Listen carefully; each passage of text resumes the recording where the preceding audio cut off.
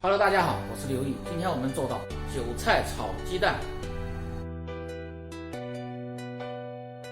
首先准备5个鸡蛋，然后将鸡蛋打入碗中，然后韭菜清洗干净，切成稍微碎一点的末，这样韭菜更出味，而且老少皆宜，它吃着不塞牙。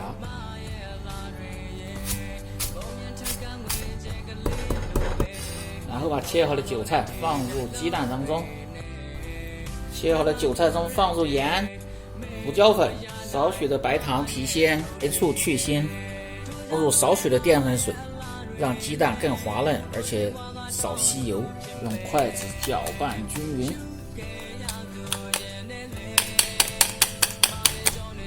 好，这样就可以了。把锅烧热，加入色拉油滑锅。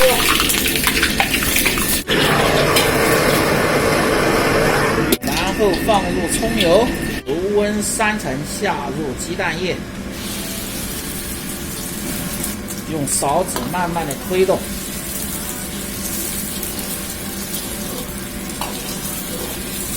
韭菜炒鸡蛋呢，也可以煎至两面金黄，煎老点也可以。如果喜欢吃嫩点的，就火小点，慢慢的把它炒定型就稍微翻炒。这样炒出来韭菜的香味也很浓。韭菜炒鸡蛋就做好了，这样做非常的香，而且简单易学。如果你每天不知道吃什么做什么的，就关注我。现在尝一下